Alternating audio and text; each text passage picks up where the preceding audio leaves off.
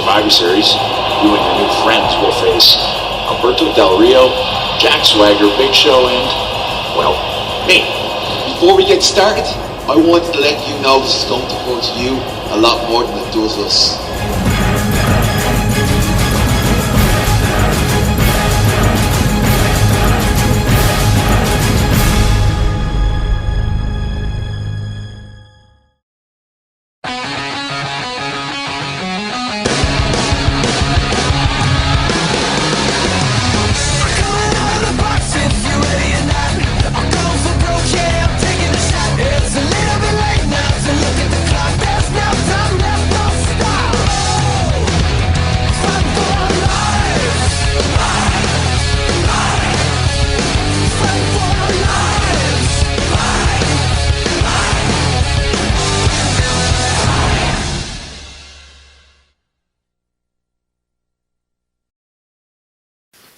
Hello wrestling fans, it is Liam Dunn from the Super here, and we are continuing with our Road to WrestleMania Let's Play of WWE. And as you can see, I've unlocked more things. I've got Sheamus's t-shirt and Regal in a suit, because, you know, we need him in a suit, apparently. But, yeah, so those are the unlockables, but let's get on to the game.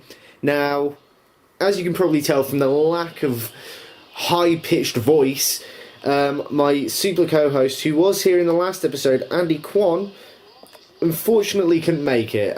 He is busy. His pimp is getting on to him about money, so he's out walking the streets trying to pay off his debt. Otherwise, he's going to get his ass beaten. No. Well, seriously, he's just too busy generally doing work. I think he's got a university unit hand in or something. So he couldn't make it this week, so I'm going at it alone. And again, it is a post-gameplay commentary that I'm doing. I'm not doing the commentary while playing the game. This is post-commentary. Now, as you know, with the last episode, the conclusion, Sheamus and the rest of the United Kingdom won their match against Edge, Big Show, Alberto Del Rio, and Jack Swagger, which means that Sheamus is now #1 contender for the World Heavyweight Championship, as you can see with what's going on with Cena here.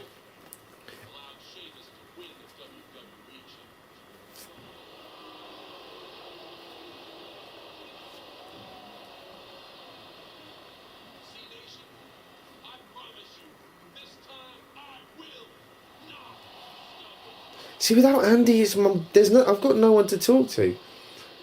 Obviously. Past references. But right now, I'm going to remind you what it means to deal with the power of the Celtic warrior. Ah, shit. It's about to go down. This shit's getting real, bitch.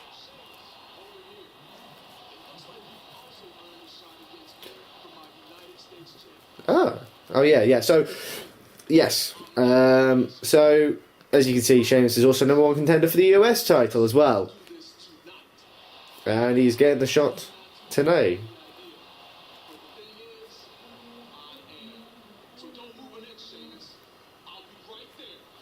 Yeah, I'll be right there.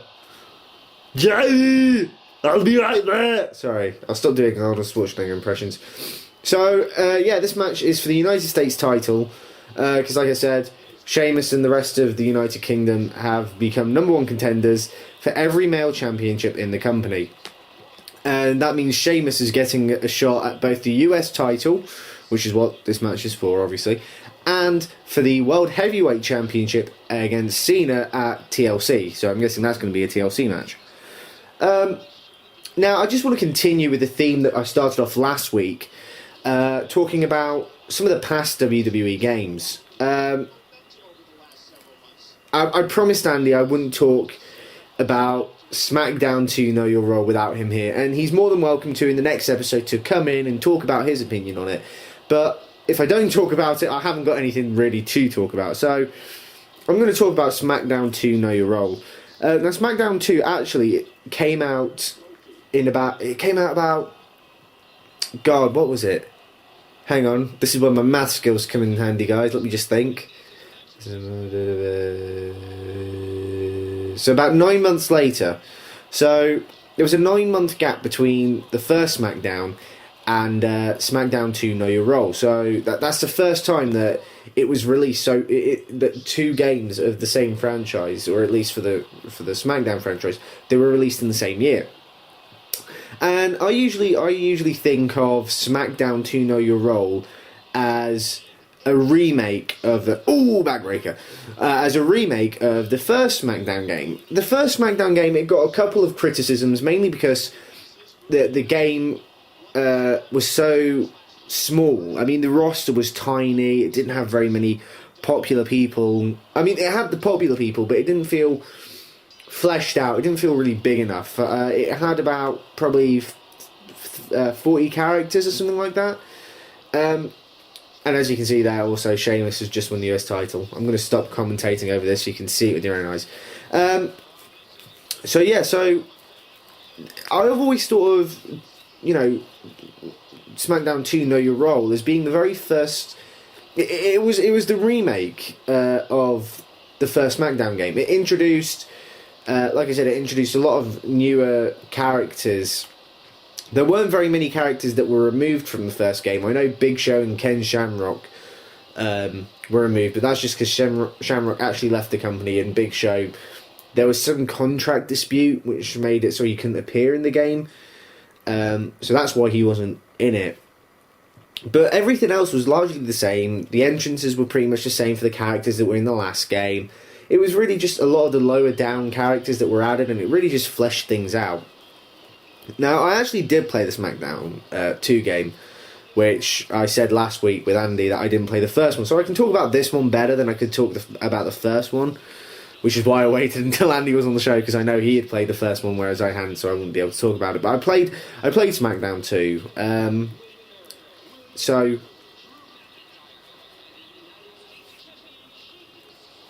Okay, US title. Sorry, I'm zoning out a little bit here.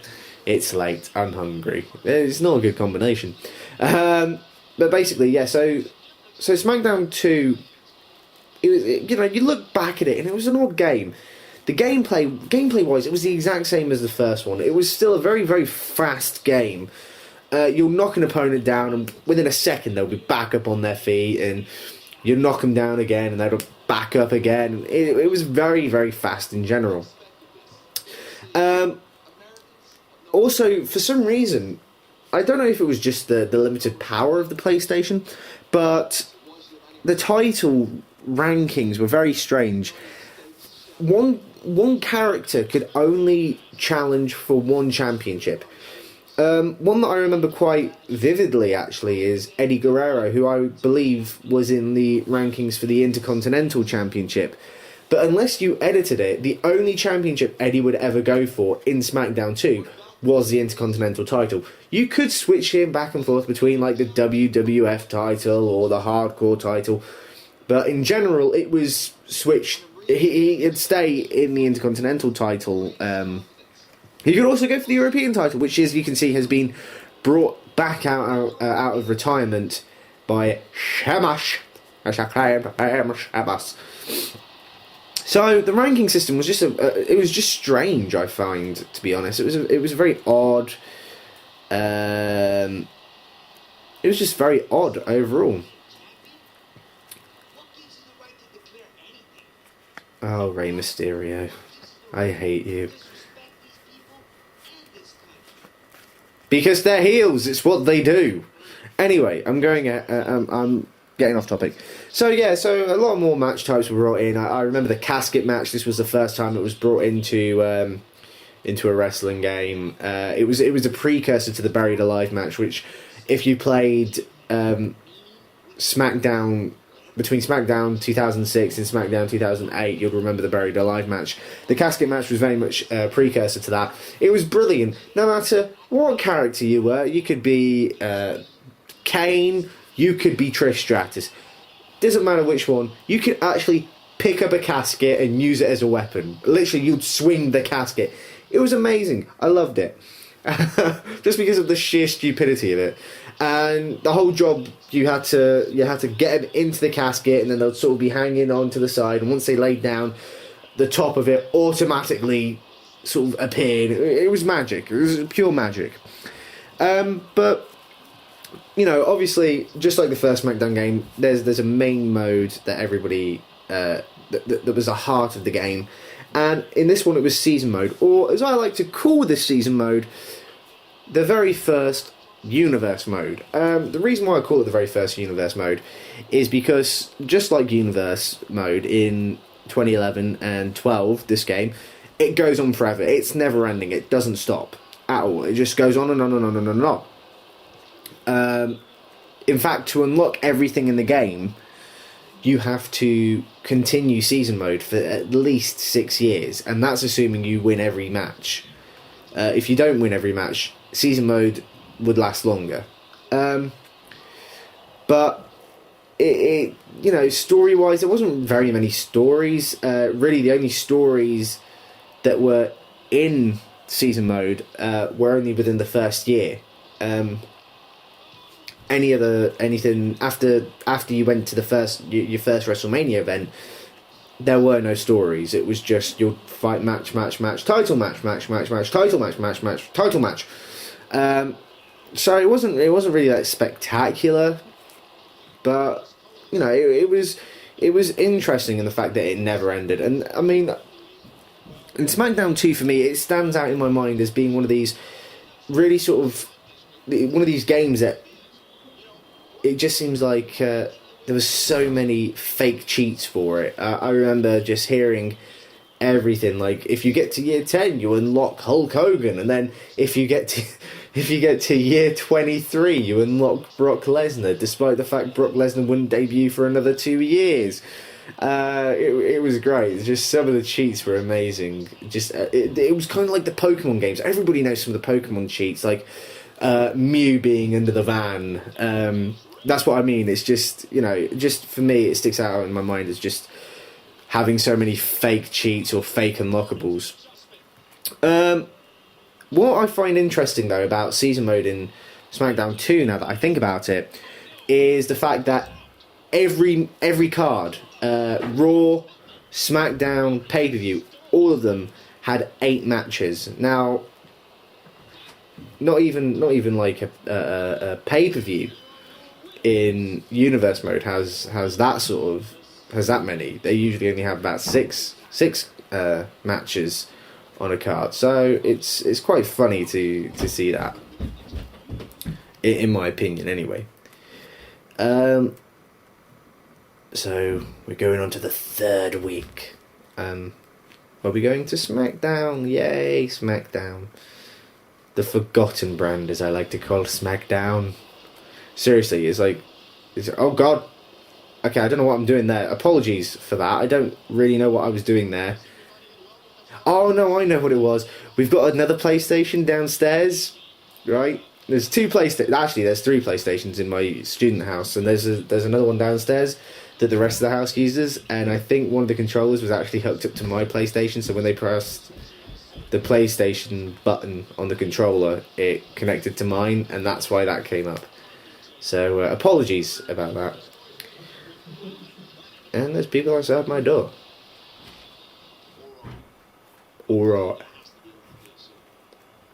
I think he's putting on his British accent. I know that sounds silly, but it's like, alright, Undertaker, gotta be right. Oh, look, it's Cody Rhodes and Ted DiBiase. Hello, guys. Hello. No. Okay. Anyway, what was I saying? Yeah, SmackDown 2. So there was 8 cards. There was 8 matches per card. And season mode was tedious. That's the only way I can put it. Season mode was tedious. You didn't have to play every match. You had the option to play every match in the card, despite, you know, you would have the main character that you were. But even then, you wouldn't even have to play as it. You could just say, okay, I'm going to choose The Rock, but I'm not going to play any matches, or I'm going to choose The Rock and I'm going to play every match. It didn't really matter. Which was interesting. It was an interesting take, very much like universe mode. You know, you could play every match you wanted, or you could skip every match. But if you chose to skip every match, it wouldn't be like what we have now, where it would just be a flash on the screen and then it would just say so-and-so wins, so-and-so loses. With SmackDown 2, for some reason, they decided to have what I call the Battle of the Bars. You would sit there and watch these two bars that represents the health of these two characters very slowly deplete until one of them is just empty, and then the one that is empty loses, and the one that still has some energy inside it wins. And, you got to think about it in the long run. That's 8 matches per card. So you'd have like a Raw and then a SmackDown and then a Raw and then a SmackDown and then a pay-per-view. So that's like... Now, I'm no math whiz, but that's a lot of skipping. And it was tedious. It was very tedious. Not to mention the cutscenes. The cutscenes are infamous as far as I'm concerned. Very just fucking annoying in general. In the fact that, you'd have a cutscene. You look at this game, for example, and the cutscenes are quite quick. Like that. You're playing the match and then just black screen for like a second, and then it goes to a cutscene. Brilliant, okay? In terms of what we've seen in the past, anyway, that's brilliant. But with SmackDown 2, it would be at least like a minute or two loading screen, just to have a cutscene of Chris Jericho walking down a hallway for literally 3 seconds, and then another 1 or 2 minute loading screen to go back to the card menu. And you add that to the skipping with the Battle of the Bars, it was very long, it was very tedious. I can't see how anyone would make it to year 23 to unlock Brock Lesnar, because even though he wasn't in the fucking game, I'm just saying in general. So, at the time, SmackDown 2 was amazing for me.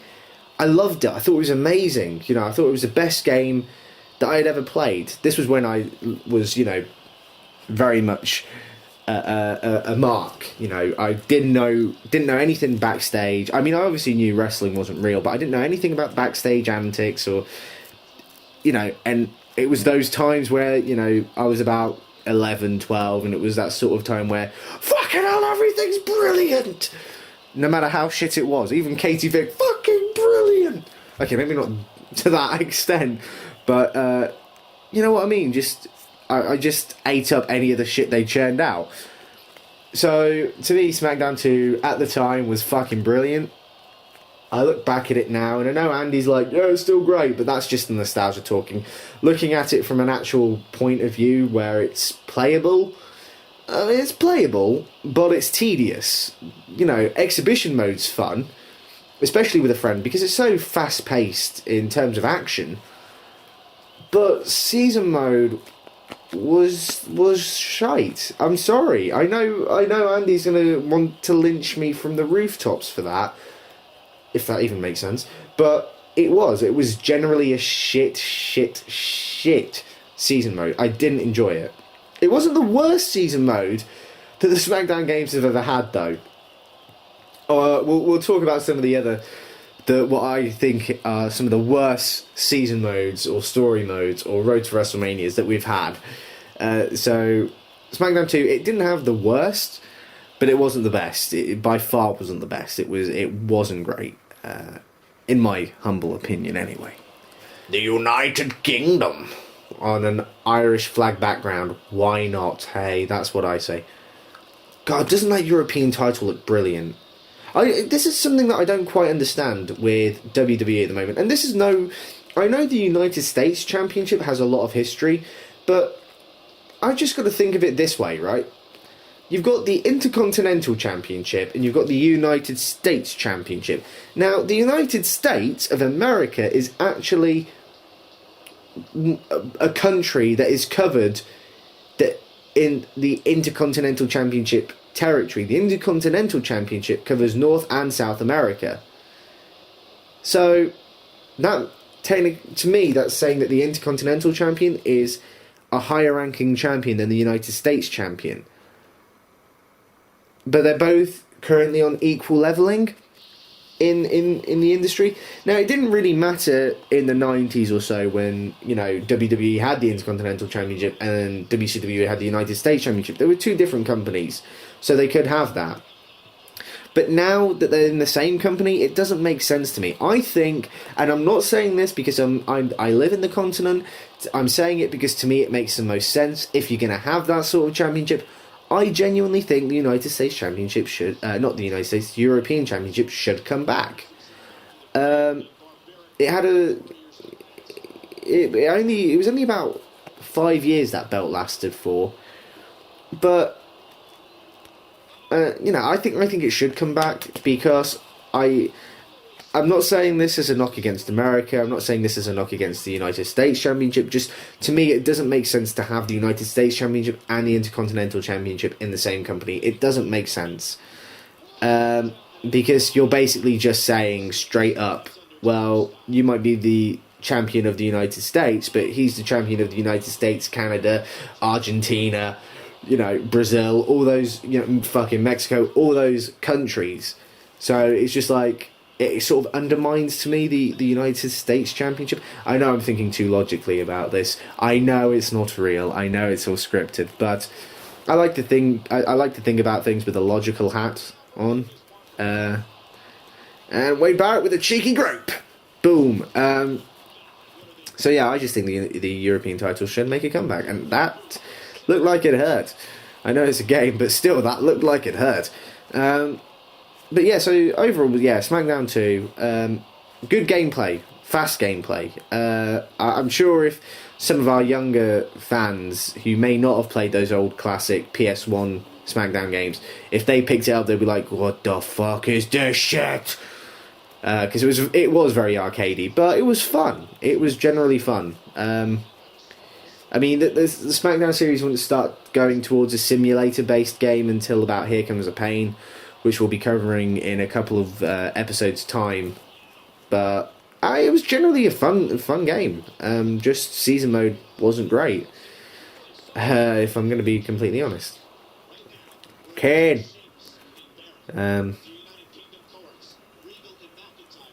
Boom, baby.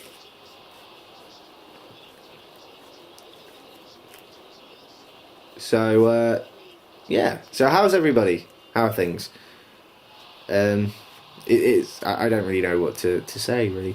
This is a problem when you're doing this shit by yourself, especially when it's post-gameplay, because I can't even make all the funny little noises, and I could act like I'm playing, I guess, if that makes people happier.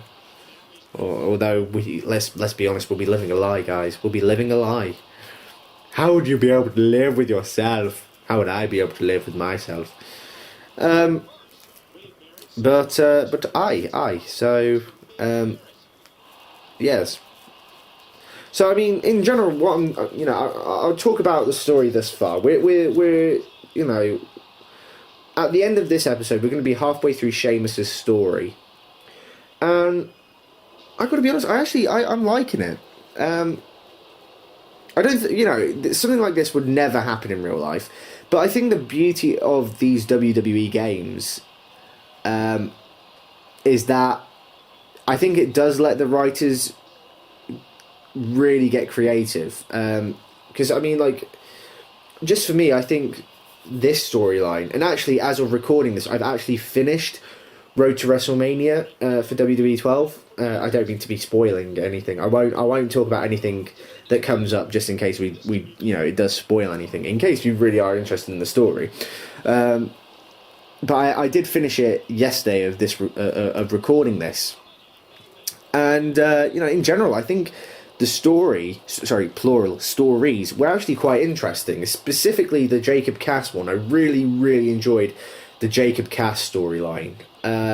You'll see that in a couple of weeks' time from here, as to why. I just generally thought it was a really interesting story.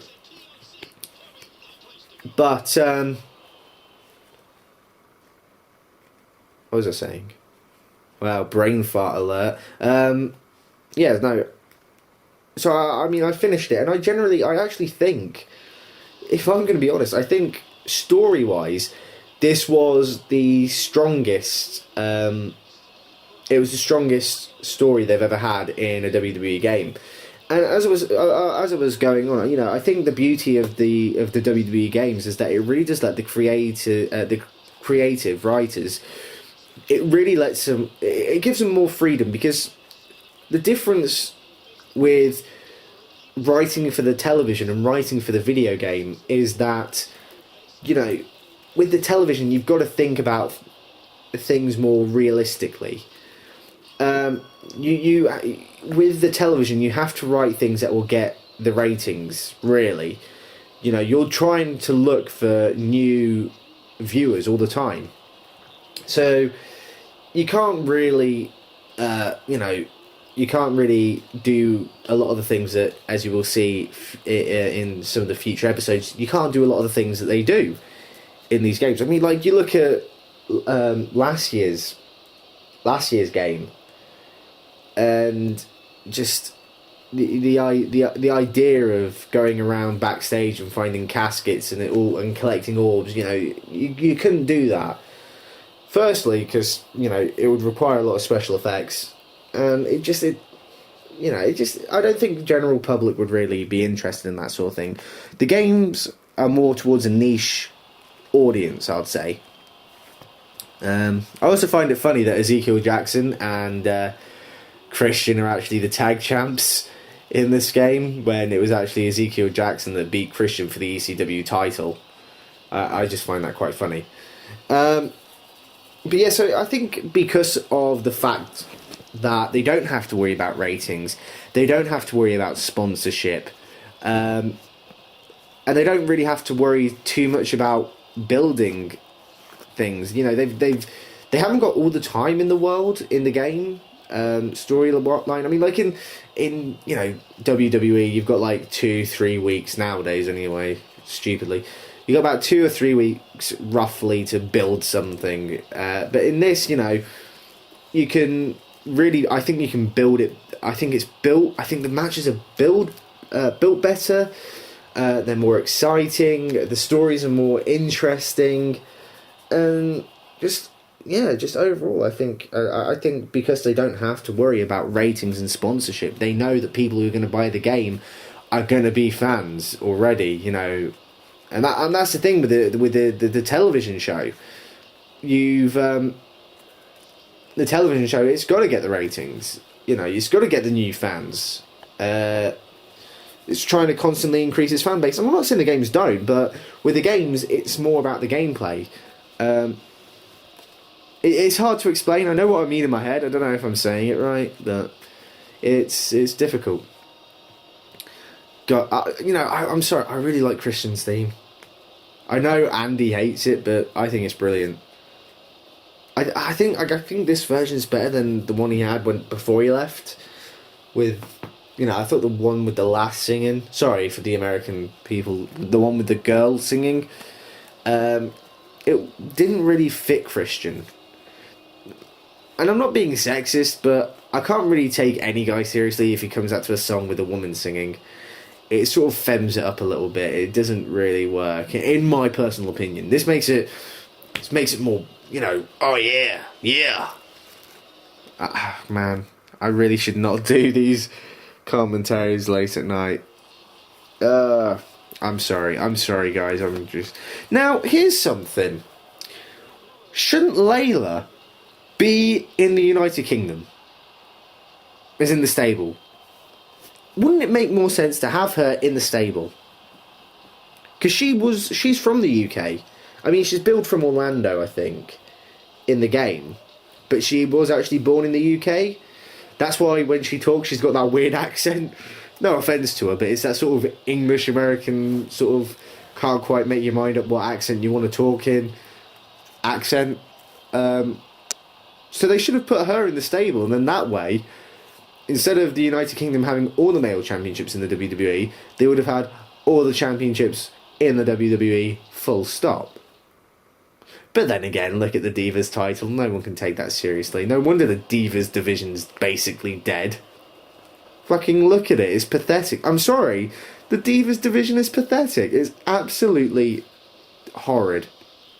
It's like, what was it, this past Monday night? we had like, it was Kelly and Eve taking on Beth Phoenix and Natalia, and it was just like the only girls to compete in it was Kelly and like Natalia.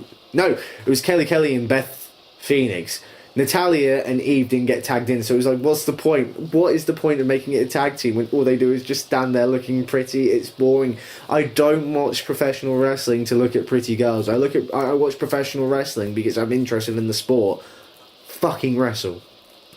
If you want to go on WWE.com and act like a Barbie doll and be like, oh, look at me, yeah, well, you fucking do it on WWE.com. Don't do it on my television. Now, this is interesting. This is, so far anyway, this is the first time we actually are controlling any of the girls in this year's Road to WrestleMania. Obviously, eagle-eyed viewers or eagle-eared viewers will realise that in SmackDown vs. Raw 2010, we played as Mickie James in a Divas-specific Road to WrestleMania storyline. And then in Chris Jericho's Road to WrestleMania in last year's game, in SmackDown vs. Raw 2011, there was only one match. It was an optional match. It was a challenge match where you played as Maurice against Beth Phoenix. And you know, I now look at how things are unlocked, and I don't know if I can make up my mind whether I prefer this version or how they used to do it. Because with this, things are just sort of unlocked as you go along, which is alright, that's fine.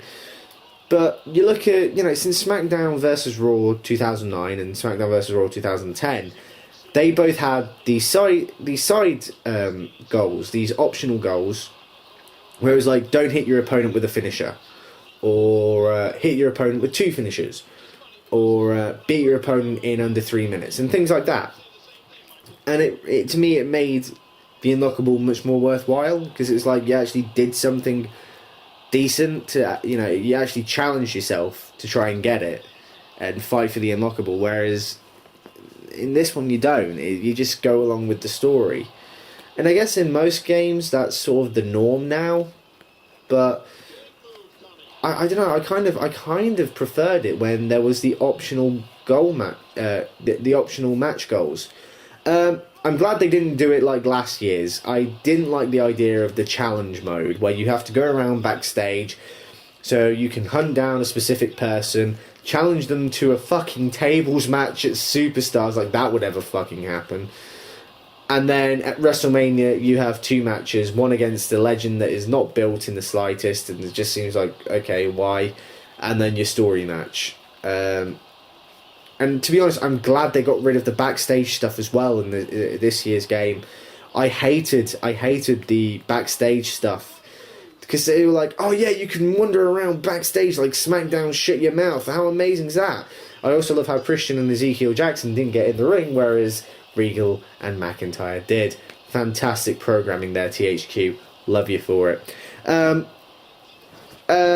was I going to say? Yeah, so they were building it like, oh yeah, it's, you know, shut your mouth, you know, you can wander backstage and now you can do it again. And it was just like, it was shit. Because the whole point, I don't want to speak too much about SmackDown vs. Raw 2011 here. That'll be for a much, much later episode in months to come from this recording. But I'm just going to talk about it very briefly, because I'm just comparing it to this year's.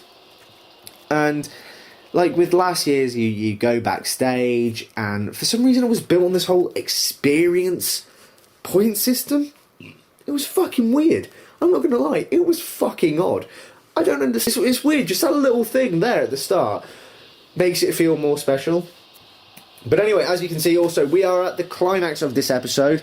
We are at TLC. Sheamus takes on John Cena with the World Heavyweight title on the line. It's going to be interesting. This is the first time we're going to be competing for the World Heavyweight Championship, or, you know, any World Championship. I mean, we've obviously won the US Championship / European Championship thus far in the story, but this is the first time we're going for a world title. And obviously everyone knows that the World Championships are the big thing. That's why they're the World Championships, obviously. So indeed, so we're going for And it is in a TLC match. I just want to state that. It is in a TLC match.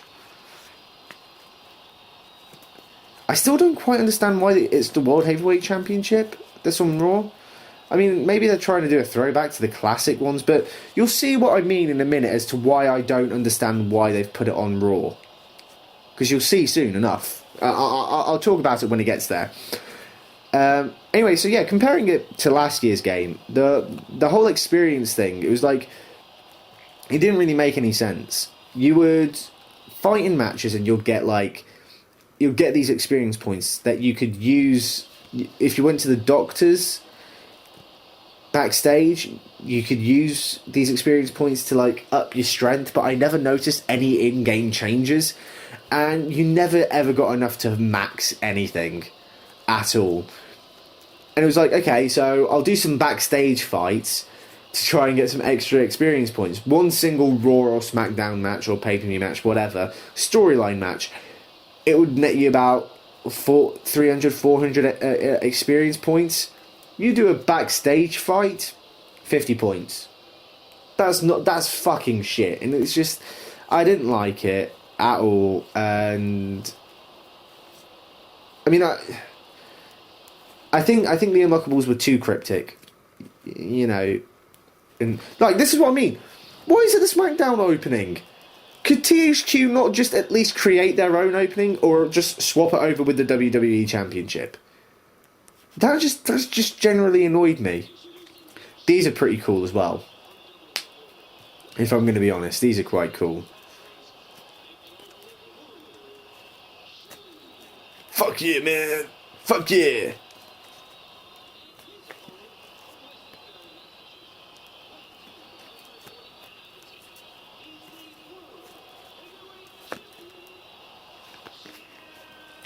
Fucking hate the way Justin Roberts says his name. Yeah! What the fuck is that? Just say John Cena. John Cena! Fucking hell, that's just stupid. Stupid man.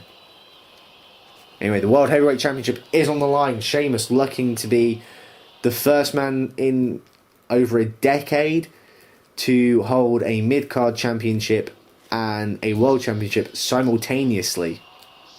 And into the ladder. And I run into the ladder myself and knock me loopy, and that's why Cena takes control. I don't know if I like these new TLC mechanic things, in the fact that for some reason the match already starts with the ladders and tables in the ring. I guess it makes it quicker to get into the carnage, but it's just like, it's never fucking explained as to how they got in there, because it's just like suddenly it's in there. Are we going to be told why? How? No. Just going to be in there. Fuck it. And also Sheamus has some moves from Brock Lesnar, who is in the game, but obviously he's not unlocked yet. And as you can see, what I'm doing here is the reason why that looked a bit retarded was because I'm just, this is still when I'm getting used to the controls. I'm much more comfortable with the controls now. I know how things work. I'm still at this point just like, the things work. Also, I like how the AI is smarter than it was last year. Hence why Cena keeps jumping down every time I try and get him. I'm like, fucking get here, you bitch. He's like, nope. Nah, I don't know what I'm doing here. Oh yeah, I think I'm trying to get a chair. But I'm still on last year's controls, so I pressed X, and I don't know how I threw that in. Now that I think about it, but so yeah, obviously the goal of the match is to obviously win the World Heavyweight Championship. I mean, yeah, so I think just generally, I think Road to WrestleMania this year, I think it's better. And I mean, I was actually a big fan of the Road to WrestleManias from 2009, because I thought I know a lot of people were a bit apprehensive about the whole Road to WrestleMania thing from a couple of years ago, because it was just like, we can't be whoever we want. Well, it's just the fact that you can be whoever you want is the reason why the stories suck in the first place. The writers, wow, that was cool. It's the fact that the writers didn't know who they were writing for. and that's difficult. You know, coming from a film background, I study stories, and to really create character development, to make your audience interested in a story, you need to know who your main character is. So if the writers don't know who the main character is, how are they going to make an interesting story? They don't know if you're going to be Triple H or if you're going to be fucking Kenny Dykstra, for example. You know, they don't know who you're going to play as. How can they write a story that is not only, you know, interesting and gets the player hooked on the story? Because, you know, video games have moved on from the past 20 years where, you know, it was in a little dank corner in an arcade. Things have changed, you know. It's all about story now. You know, games are a lot more like interactive films. So you need to make a story that people are interested in. If you can't make a story that people... If the writer doesn't know the character... That was fucking awesome, by the way. It's been a while since I last saw these, but that was cool. Even if it was against me, but it was. You got to be honest. That was pretty damn awesome. Into the ladder. So yeah, I mean, I was a big fan of the whole Road to WrestleMania idea, because it just meant that now the stories are going to make sense. You know, you're not going to choose to play as Triple H, and for some reason Triple H is acting like a rookie who doesn't know anything and is completely stupid. Now Triple H will act like Triple H because the writers know they're writing for Triple H. Whereas before they didn't know if they were writing for Undertaker, they were writing for Kane, they were writing for Randy Orton, Cena. They didn't even know if they were writing for a created wrestler. So how do you make an interesting story when you don't even know who your main character is? So the only problem with Road to WrestleMania was the length, and you know, you had 6 stories, or in last year's case you had 5, and the problem was that each of those stories was short, so you never really got enough time to I mean, they were more interesting, but it wasn't enough time, I felt, and it always sort of just looped over, so you didn't know whether these WrestleManias, if it was supposed to happen all at the same WrestleMania, or if they happened at one WrestleMania after the other. It never really was clear, whereas this year, I think the stories were, oh man, awesome. It's not quite off the stage though, but well done anyway, Sheamus. But it's not, you know, it's just more interesting in general. But here we go. As you can see, because it's a cutscene, Sheamus has won the World Heavyweight title. Champion! I love how he says that. Champion! Anyway, that has been the end of episode 3. Probably the most boring episode. I do apologise. Hopefully I will have Andy here next week. I might even have a special surprise guest next week. Actually, it probably won't be next week. Probably for episode 5 I'll have a special surprise guest. At least I will beg him to do it. I also am planning to hopefully open this up to fans to see if they want to come on and chat about the game with us. It'll be interesting to have other people involved instead of just my boring, monotonous voice talking about old PlayStation 1 games that nobody ever cared about. So, anyway, hope you've enjoyed it. You probably haven't, but I tried my best. I'm sorry. But anyway, I'll see you next week for episode 4. It's a shameful thing, you've lost your head. A careless man who would wind up dead. You swear your sins like some China prize. Too many lies, oh, too many lies. Too many lies, oh, too